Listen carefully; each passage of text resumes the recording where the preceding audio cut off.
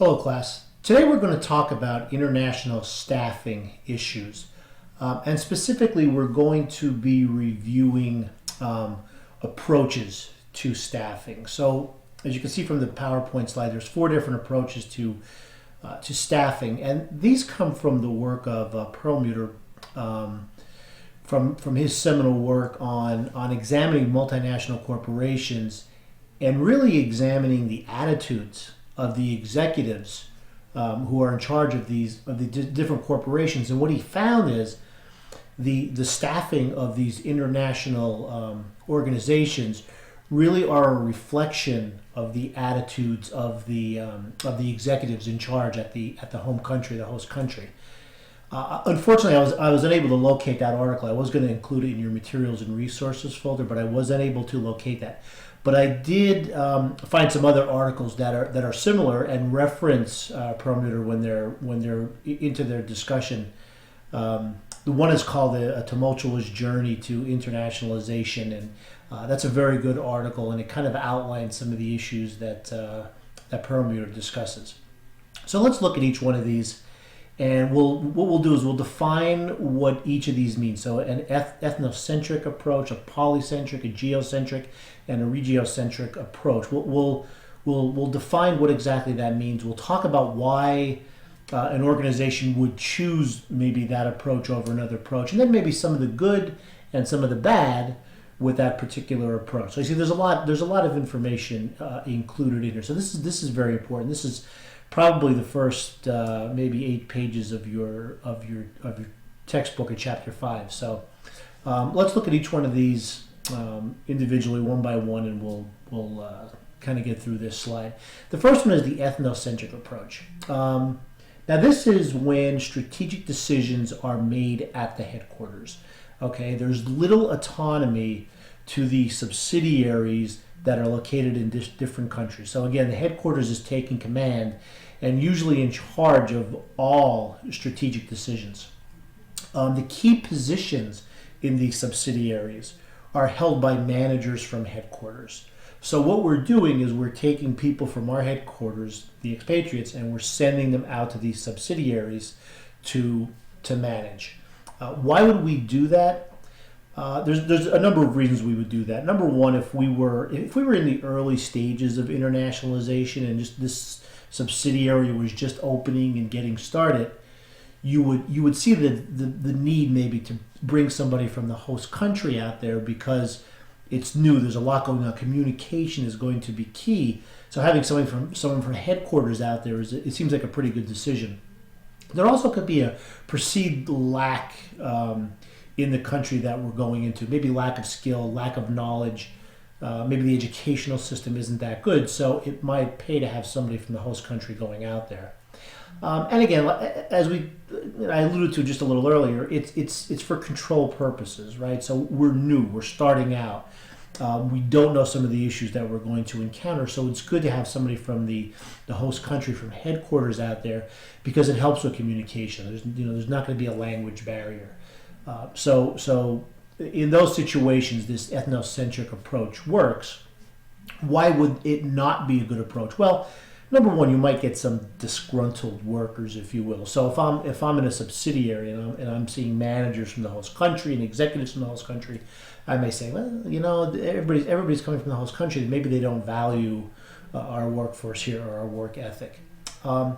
It does take time to do this.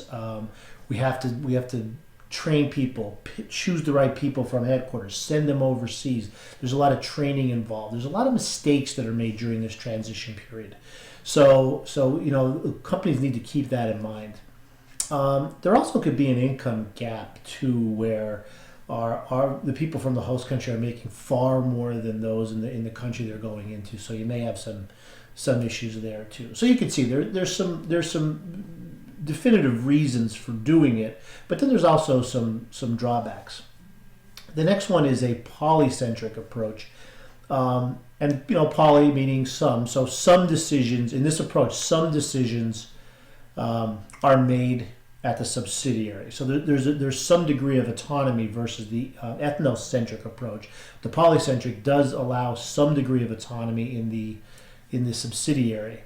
And usually the subsidiaries are managed by local nationals.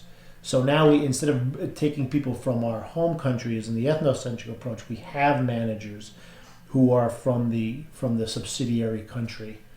So why would we do something like that? Well, number one, it eliminates the need for expatriates, right? So I don't need to find, select, recruit, train, and send people over. I'm eliminating all of that.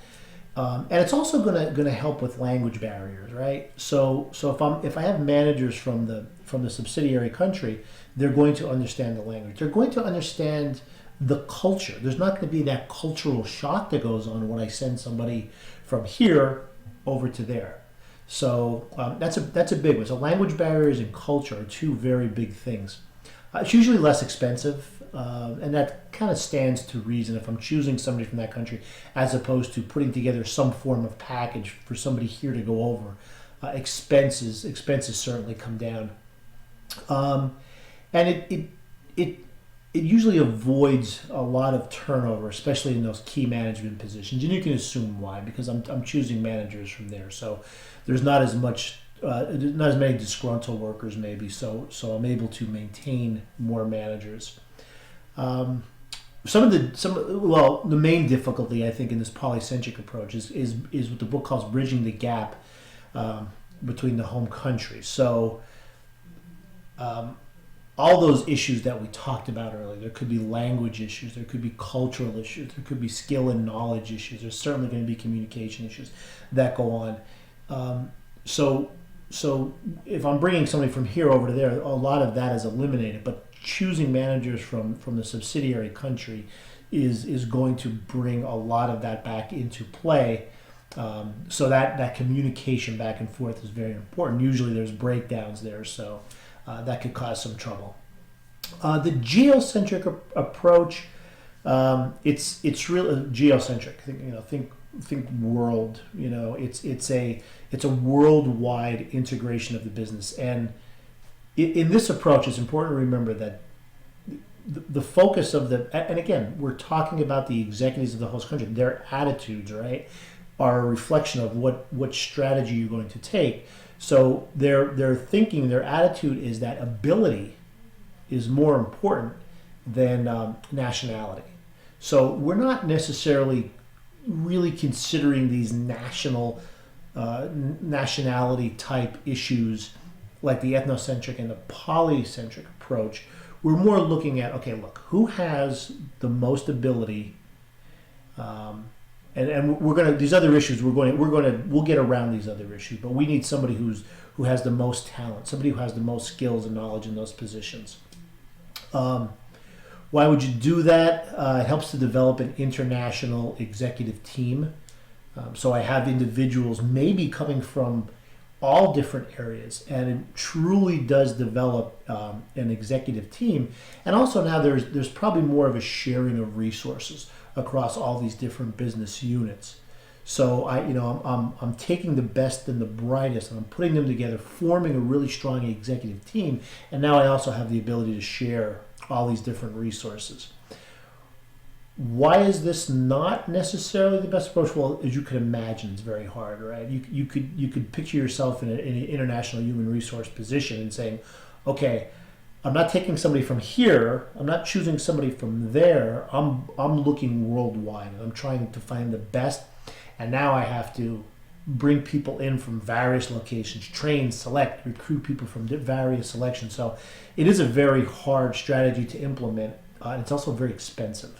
As you can imagine. I'm going all over the world and choosing people. Now, those were the three original that Perlmutter developed when he did his original study. And one more was added later, and this was kind of the regiocentric approach. And it is similar to the geocentric approach, but it is just limited to regional.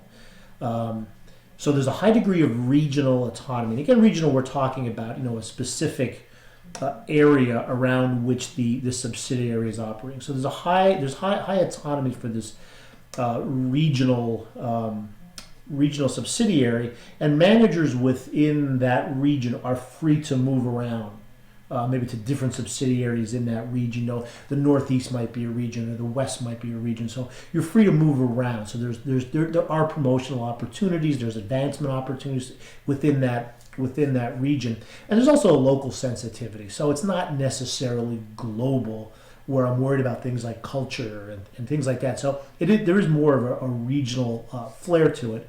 A drawback might be that managers don't have access to universal jobs. You know, so maybe I'm limited to this region where I'm able to go and advance, but I don't have access maybe to the global market of jobs within this organization. So there's the attitudes towards staffing and staffing approaches that different companies can take. And you could see there are definitely advantages to some of these approaches. There's certainly disadvantages. I don't know if the book necessarily or Perlmutter necessarily said one approach is definitely better than the other. But it depends a lot on, again, the attitudes of the executives who are in charge of these organizations, and maybe some local variations that might exist.